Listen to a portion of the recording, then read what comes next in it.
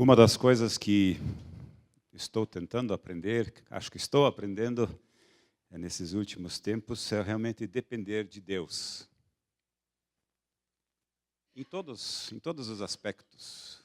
A gente acha, às vezes, que Deus talvez só se ocupe com as coisas essenciais da vida, somente com a nossa salvação. Mas quando lá em João 10:10, Jesus diz, eu vim para que vocês tenham vida, e a tenham em abundância, isso engloba todas as áreas da nossa vida. Áreas práticas. Uma das coisas que eu gosto bastante é desenvolver equipamentos, automação e essas coisas. E quando eu estou lá, às vezes, projetando, eu tenho uma ideia do que eu quero.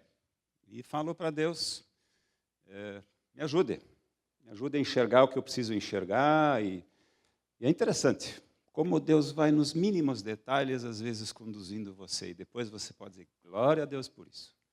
Você vai lá no ferro velho, escolhe um retalho de ferro lá, e quando você vê, ele tem a medida exata daquilo que você precisa. E quando você encaixa essa peça, você percebe que até o contorno está perfeito. E eu louvo a Deus por essas coisas. Eu queria incentivar você também a enxergar Deus nessas pequenas coisas. Assim também é quando nós procuramos preparar uma mensagem, né? Os pastores, pregadores, eles se ocupam com esse pensamento, com essa atitude, depender de Deus. O que o Senhor quer que eu diga hoje? A gente ora durante a semana, prepara os corações daqueles que estarão nos ouvindo, mas também Deus me dê as palavras certas. Vem, às vezes, um monte de ideias, de textos, enfim. Mas como é bom saber e perceber que Deus vai conduzindo. E assim foi comigo também no preparo dessa mensagem. Eu me ocupei com a ideia central, com o tema central, Jesus Cristo, o Senhor dos Senhores, e fui meditando sobre isso. O que isso significa? Não é só a expressão Senhor dos Senhores. O que está contido nessa expressão? Na Bíblia nós temos vários textos onde é mencionado dessa forma. Jesus, o Senhor dos Senhores, o Rei dos Reis. Nós temos lá em Apocalipse alguns textos, especialmente no capítulo 19, onde fala que Jesus virá como Rei dos Reis, o Senhor dos Senhores. Mas eu escolhi um texto hoje de 1 Timóteo capítulo 6, onde também nós temos essa expressão, onde Jesus é visto, bendito como o Rei dos Reis e Senhor dos Senhores. E nós vamos ler a partir, na verdade, o capítulo não é muito longo, então nós vamos ler o texto todo, pois ele vai nos auxiliar na nossa reflexão. 1 Timóteo, capítulo 6, lá diz assim, todos os que estão sob o jugo da escravidão devem considerar seus senhores como dignos de todo o respeito, para que o nome de Deus e o nosso ensino não sejam blasfemados. Os que têm senhores crentes não devem ter por eles menos respeito pelo fato de serem irmãos. Ao contrário, devem servi-los ainda melhor, porque os que se beneficiam do seu serviço são fiéis e amados. Ensine e recomende essas coisas. Se alguém ensina falsas doutrinas e não concorda com a sã doutrina de nosso Senhor Jesus Cristo e com o ensino que é segundo a piedade, é orgulhoso e nada entende. Esse tal mostra um interesse doentio por controvérsias e contendas acerca de palavras que resultam em inveja, brigas, difamações, suspeitas malignas e atritos constantes entre aqueles que têm a mente corrompida e que são privados da verdade, os quais pensam que a piedade é fonte de lucro. De fato, a piedade com contentamento é grande fonte de lucro, pois nada trouxemos para este mundo e dele nada podemos levar. Por isso, tendo o que comer e com o que vestir-nos, estejamos com isso satisfeitos. Os que querem ficar ricos caem em tentação, em armadilhas e em muitos desejos descontrolados e nocivos, que levam os homens a mergulharem na ruína e na destruição. Pois o amor ao dinheiro é a raiz de todos os males. Algumas pessoas, por cobiçarem o dinheiro, desviaram-se da fé e se atormentaram com muitos sofrimentos. Você, porém, homem de Deus, fuja de tudo isso e busque a justiça, a piedade, a fé, o amor, a perseverança e a mansidão. Combata o bom combate da fé. Tome posse da vida eterna, para a qual você foi chamado e fez a boa confissão na presença de muitas testemunhas. Diante de Deus, que a tudo dá vida, e de Cristo Jesus, que diante de Pôncio Pilatos fez a boa confissão, eu lhe recomendo, guarde este mandamento imaculado e irrepreensível até a manifestação de nosso Senhor Jesus Cristo, a qual Deus fará se cumprir no seu devido tempo. Ele é o bendito e único soberano, o Rei dos reis e Senhor dos senhores, o único que é imortal e habita em luz inacessível, a quem ninguém viu nem pode ver. A ele sejam honra e poder para sempre. Amém. Ordene aos que são ricos no presente mundo que não sejam arrogantes, nem ponham sua esperança na incerteza da riqueza, mas em Deus, que de tudo nos provê ricamente para a nossa satisfação.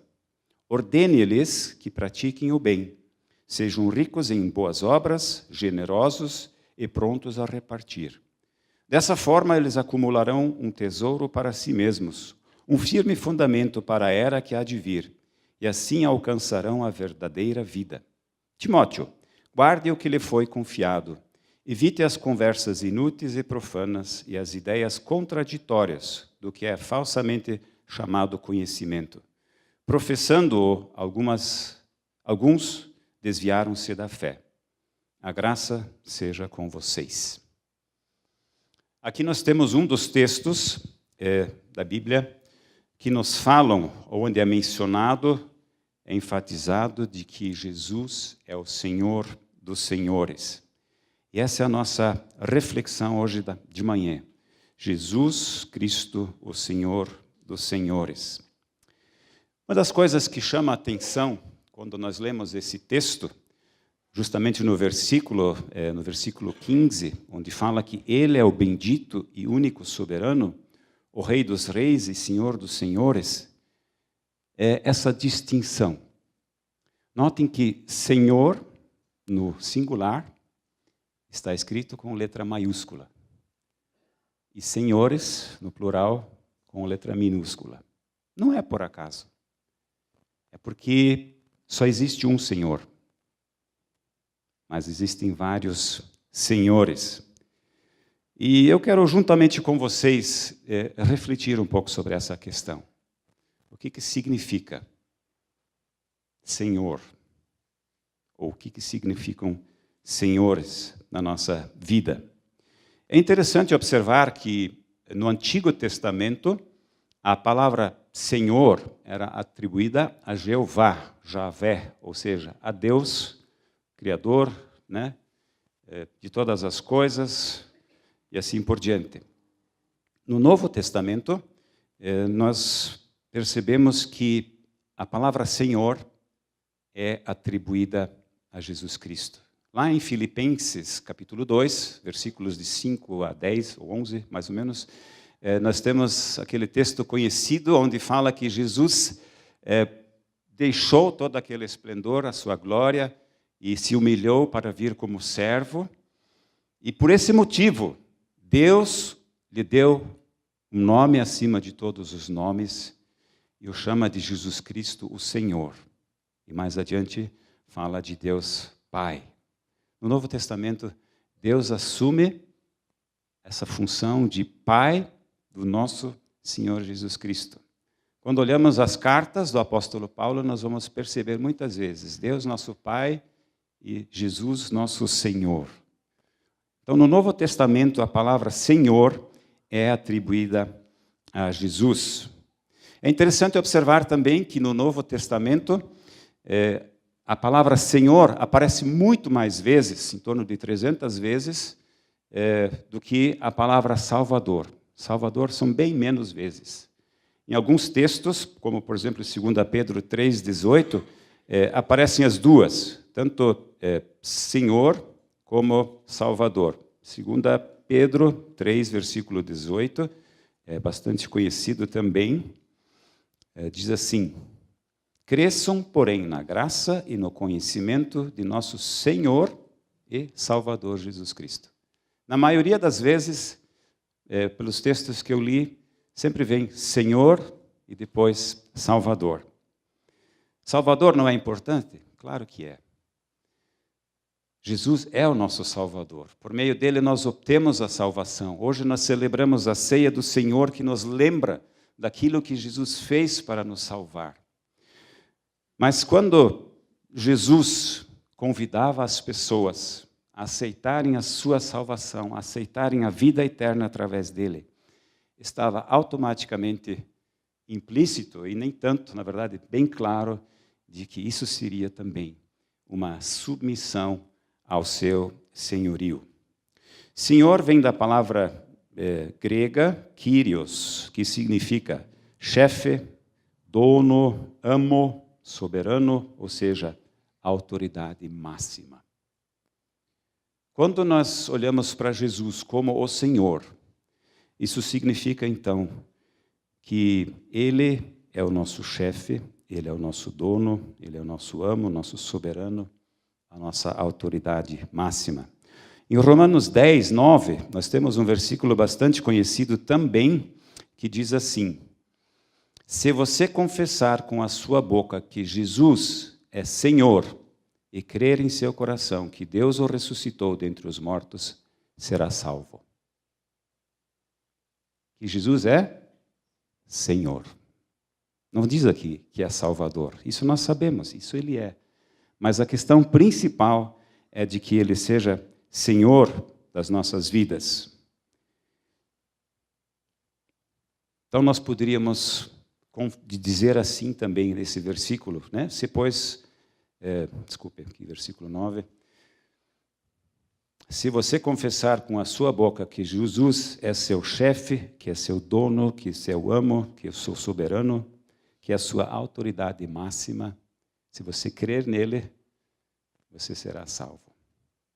A questão é que Jesus seja o nosso Senhor. O que é o contrário de Senhor? O contrário de Senhor é escravo.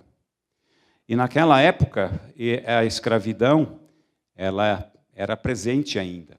Nós lembramos de uma época em que a escravidão também existia aqui no Brasil, né, que foi abolida mais tarde. A carta de Paulo a Filemon, ela trata dessa questão da escravidão. Filemon, ele tinha um escravo chamado Onésimo, e esse escravo, parece que num determinado momento, meteu a mão na grana do Filemon lá e fugiu. E no caminho acabou encontrando o apóstolo Paulo, e provavelmente nesse encontro ele entregou a sua vida a Jesus, conviveu um tempo com Paulo, e aí Paulo então escreve essa carta a Filemon, dizendo: olha, por favor, receba esse escravo de volta, né? Agora ele é cristão e assim por diante. A escravidão, ela era uma realidade daquela época. Então, quando Jesus é chamado de Senhor, é porque isso estava implícito, que quando eu chamo alguém de Senhor, eu me sinto escravo desse Senhor. Aí a grande pergunta que eu quero deixar para a nossa reflexão hoje é: de quem você e eu somos escravos? Essas duas coisas andam juntos. Se nós chamamos alguém de Senhor, se nós aceitamos alguém como Senhor sobre a nossa vida, é porque nós somos escravos. Quando nós sabemos o que nos escraviza, sabemos quem é o nosso Senhor.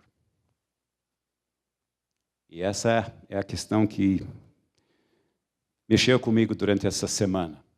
Quando nós lemos no texto lá que Jesus é o Senhor, letra maiúscula, dos senhores, letra minúscula, quem são esses senhores sobre os quais Jesus é Senhor e quer ser Senhor na nossa vida também.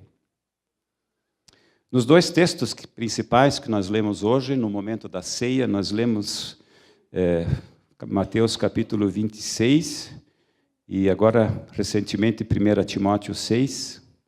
Qual era ou é o Senhor que impede, o Senhor com letra minúscula, que impede que Cristo seja o Senhor, maiúsculo? E quando eu pensei sobre essa questão, quem são esses senhores que nos impedem de realmente nós submetermos nossas vidas ao Senhor Jesus, eu pensei em várias coisas, ou logo vem algumas coisas à nossa mente. Mas eu quero aproveitar esse texto que nós lemos lá de 1 Timóteo capítulo 6, e nós aprendemos que nós sempre devemos ler um texto dentro do seu contexto e procurar aplicá-lo dentro do seu contexto. É interessante, não sei se chamou a atenção de vocês também, quando lemos o texto do capítulo 6 de 1 Timóteo, que aqui fala bastante sobre a questão do dinheiro, do amor ao dinheiro. E quando eu falei que durante a preparação a gente procura depender de Deus, em determinado momento, lendo esse texto, eu entendi que deveria falar sobre isso hoje, especificamente sobre esse aspecto. Aqui nós temos, no capítulo 6 de 1 Timóteo, um desses senhores, minúsculos, que nos impedem ter Jesus Cristo como nosso verdadeiro Senhor. E esse Senhor se chama amor ao dinheiro. No versículo 10 de 1 Timóteo 6, diz que o amor ao dinheiro é a raiz de todos os males. Então, nós temos aqui nesse texto, poderíamos dizer, talvez seja o principal dos senhores que procura dominar a nossa vida. E quando nós olhamos ao nosso redor, o que está acontecendo no nosso país? É amor ao dinheiro, em excesso, E isso que está trazendo tanta dificuldade a todo o país. E não é de hoje. Já naquela época, nós percebemos que existia essa dificuldade, ou essa tendência, de deixarmos com que o dinheiro nos domine, nos escravize. E é interessante observar aqui nesse texto de 1 Timóteo capítulo 6, nos versículos 6 a 10, fala dos dois aspectos. Um, de se contentar com poucos recursos, com pouco dinheiro, e o outro aspecto é não se contentar e buscar o dinheiro, buscar a riqueza. E o apóstolo Paulo, escrevendo aqui a Timóteo, como recomendação, ele fala, então, daquilo que muitas vezes acontece nas nossas vidas. Ele diz, de fato, a piedade com contentamento é grande fonte de lucro. Existiam, naquele tempo, e os judeus, eles viam a riqueza como a prosperidade como uma bênção especial de Deus, E, por esse motivo, também, provavelmente procuravam ser ricos, entendiam que isso era assim que Deus queria, que eles fossem ricos, E Deus também não tem nada contra a riqueza. A questão aqui é o amor ao dinheiro, colocar o dinheiro em primeiro lugar. Aí existiam aqueles também que achavam bom, então, aí foram para o outro extremo, onde a extrema pobreza, talvez até voluntária, seria um ato de piedade, um ato de devoção a Deus. E também não é o que está em questão aqui. Há um tempo atrás, creio que faz alguns anos, eu refleti sobre essa questão.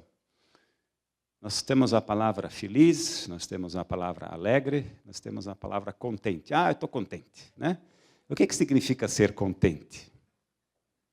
É se contentar com aquilo que Deus me dá a cada dia. E isso me deixa feliz, isso me deixa alegre. Talvez por isso quando nós nos contentamos, né? O problema é que muitas vezes nós não contentamos com aquilo que Deus nos oferece. Nós temos o exemplo do apóstolo Paulo, e podemos abrir nossas Bíblias lá em Filipenses 4, versículo 10. Filipenses capítulo 4, versículos 10 a 13. O apóstolo Paulo ele tinha aprendido a conviver com essas duas situações. Ele diz assim: alegro-me grandemente no Senhor, porque finalmente vocês renovaram o seu interesse por mim. De fato, vocês já se interessavam, mas não tinham oportunidade para demonstrá-lo. Não estou dizendo isso porque esteja necessitado, pois aprendi a adaptar-me a toda e qualquer circunstância. Sei o que é passar necessidade e sei o que é ter fartura. Aprendi o segredo de viver contente em toda e qualquer situação, seja bem alimentado, seja com fome, tendo muito ou passando necessidade. Tudo posso naquele que me fortalece. Esse é o exemplo que Paulo nos deixa. Ele não criticou um nem outro. Ele falou, olha, eu aprendi os dois. Tem momentos onde eu vivi na pobreza, na necessidade, e teve outros momentos onde eu vivi na fartura. Ele não condena nenhum desses aspectos. Mas ele nos mostra aqui que nós podemos nos contentar, nós podemos nos alegrar com aquilo que Deus nos oferece. A questão principal não é se sou pobre ou se sou rico, mas o que eu faço em cada uma dessas situações para me submeter, para obedecer a Cristo. Como eu falei, nessa categoria dos senhores, né, com letra minúscula, nós podíamos incluir muitas coisas. Mas é interessante como nesse texto de 1 Timóteo capítulo 6, a ênfase está justamente nessa questão. O amor ao dinheiro como raiz de todos os males. E a reflexão que nós precisamos fazer, ou queremos fazer nas nossas vidas, como eu lido com essa situação na minha vida? O que o ganhar dinheiro, o buscar dinheiro, de que forma isso me orienta? Eu acho que nós precisamos ter cuidado para não entender isso de forma errada, né? Todas as duas situações, elas são lícitas, elas são dignas, né? Deus não se opõe a nenhuma delas. A uns ele dá muito dinheiro, a outros menos dinheiro. Mas não é porque a uma ele ama mais, a outra ele ama menos. Deus tem um propósito com cada um de nós. Mas à medida que Ele nos dá esses recursos, à medida que Ele nos ajuda, e nós lemos aqui nesse texto de 1 Timóteo 6, que existem pessoas que têm muito além daquilo que são as necessidades básicas. Cabe essa palavra especial também. Então nós podemos, talvez, viver infelizes, tanto num dos extremos, como no outro extremo. Pessoas que têm poucos recursos, pessoas que são pobres, talvez vivam toda a sua vida frustrados porque gostariam de ter mais e não têm, e fazem de tudo, e tentam de todas as maneiras, e não dá certo, e assim por diante. Que é um amor ao dinheiro também, mesmo não tendo. E aí nós temos pessoas que já têm bastante bens e querem ter cada vez mais. E é justamente essa atitude que pode nos impedir de realmente deixar com que Cristo seja o Senhor das nossas vidas. Num estudo que eu li, de Ricardo Meneghelli, ele menciona quando Jesus vai escolher os seus discípulos. Nós temos a situação de Pedro, ou de Simão e André, lá em Mateus capítulo 4. O que eles eram? Eles eram empresários, eram pescadores, eles tinham o seu próprio negócio. O que Jesus diz? Deixa tudo e siga-me. Ele não falou, talvez, se vocês no mês que vem, né, se as finanças estiverem bem e tal, vocês podem me seguir se vocês... Não, ele, olha, larguem tudo e me sigam. Essa foi a ordem, né? de Jesus para aquelas pessoas. Eles só tinham duas opções: obedecer, largar tudo, ou não obedecer. Sabemos que eles obedeceram, né?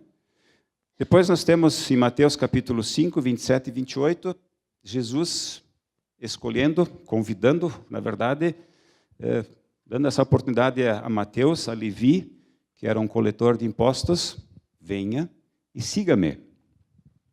O que tinha coletor de impostos? O que tem a ver com dinheiro? Tem tudo, né? Está ligado ao dinheiro. Ele falou: larga isso aí, venha me seguir. Em Lucas capítulo 19, nós temos a história de Zaqueu, que também era um dos publicanos, né, um desses que recolhia os impostos. Ele era uma pessoa rica e tinha autoridade na cidade. E Jesus se aproxima de Zaqueu e diz: olha, hoje eu quero entrar em sua casa. E Zaqueu entende qual que é o propósito de Jesus para a sua vida e se rende a Jesus.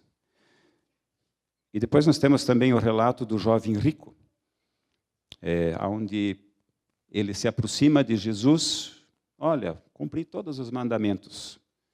O que é necessário ainda que eu faça para ser um discípulo seu, para te seguir? E Jesus diz, e sabendo que ele é rico, né, vai, venda tudo o que você tem, dê para os pobres e siga-me.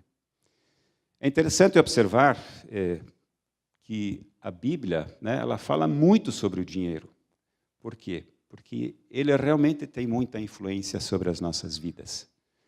E nós precisamos tomar cuidado para que esses recursos que Deus nos concede, que vêm da sua mão, para nós, não se tornem um Deus minúsculo em nossa vida, que nos impede de realmente entregarmos e servirmos ao verdadeiro Senhor, que é Jesus Cristo.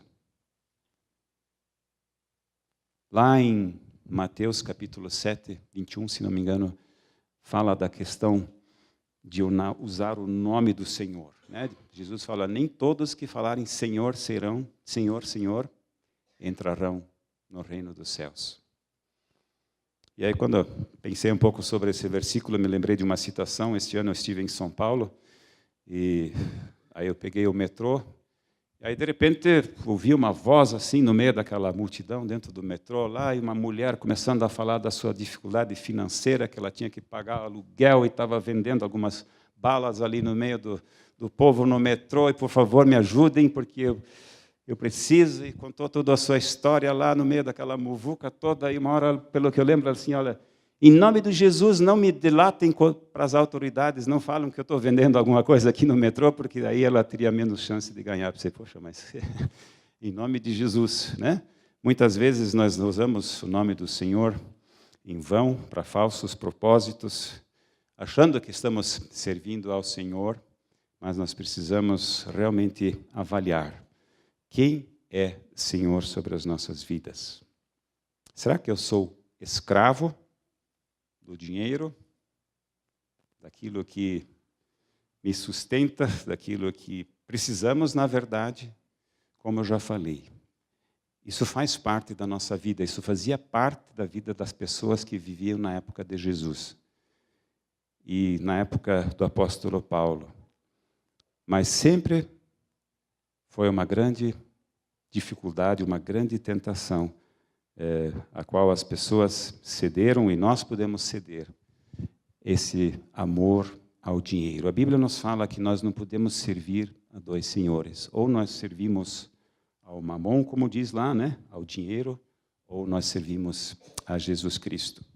Se hoje esse texto nos mostra esse aspecto, isso não significa que não existem outras coisas que podem se tornar senhores na nossa vida, impedindo de que realmente possamos render a nossa vida ao Senhor Jesus. Mas, uma vez que nesse texto, essa é a ênfase, eu creio que Deus tem algo a nos dizer com isso. Deus quer chamar a nossa atenção. Nós vivemos em um mundo capitalista, um mundo onde se busca cada vez mais ganho, né? Cada vez mais lucro. E, claro, como eu falei, não diz nada na Bíblia contra uma pessoa ser rica ou ter bastante recursos. A questão é o que nós fazemos com esses recursos. E no início do texto, de 1 Timóteo capítulo 6, fala sobre esse aspecto da escravidão e depois sobre esse apego, esse amor ao dinheiro. Mas no final, no versículo 17, o apóstolo Paulo mostra, então, escrevendo a Timóteo, como nós podemos, desse aspecto que é complicado, né, na nossa vida, onde nós temos dificuldade muitas vezes, o amor ao dinheiro, como disso nós podemos fazer algo bom. Né? Não o amor ao dinheiro, mas os recursos que Deus nos concede. E ele diz lá no versículo 17, ordene aos que são ricos no presente mundo, que não sejam arrogantes, nem ponham sua esperança na incerteza da riqueza, mas em Deus, que de tudo nos provê ricamente, para a nossa satisfação. Ordene-lhes, está escrito aqui, né? Não incentive, ordene-lhes, que pratiquem o bem, sejam ricos em boas obras, generosos e prontos a repartir. Dessa forma, eles acumularão um tesouro para si mesmos, um firme fundamento para a era que há de vir, e assim alcançarão a verdadeira vida. Quando eu olho para a nossa igreja, eu vejo que tem pessoas que têm menos recursos e pessoas que têm mais recursos. Nós somos todos iguais perante Deus. Nós somos amados da mesma forma diante de Deus. Mas dentro de cada situação, Deus tem um propósito para as nossas vidas. E quando nós olhamos para todas as reformas que estão acontecendo na nossa igreja, nós percebemos que Deus nos abençoou ricamente. E nós somos gratos a Deus por isso. Mas nós não podemos esquecer o outro lado também. Isso são coisas materiais que nos ajudam aqui. Nós queremos louvar a Deus, nós queremos engrandecer ao seu nome através de um templo bonito. Lá no Antigo Testamento nós percebemos como Deus orientava de como deveria ser construído o templo, mas para quê? Para a glória dele, não nossa. E durante essa semana nós tivemos nossa reunião do presbitério regional da Cubim, e um dos temas, um dos assuntos sobre o qual nós conversamos um pouco é o projeto Amazonas. Existe a ideia de, nos próximos anos, fundarmos pelo menos 10 igrejas lá no Amazonas. E quando conversamos sobre a questão do orçamento, quanto que nós queremos contribuir como regional, o Clayton, o pastor Clayton, que esteve lá recentemente, que está fazendo um levantamento do que isso representa, ele nos falou. Nós precisamos mais ou menos R$ 1.500 para manter um missionário e mais uns R$ 200, se não me engano, para moradia, alguma coisa assim. Ou seja, R$ 1.700.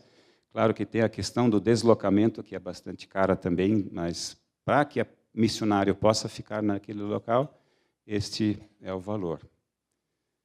Comparado ao que estamos investindo e ao que podemos investir, realmente não é muito.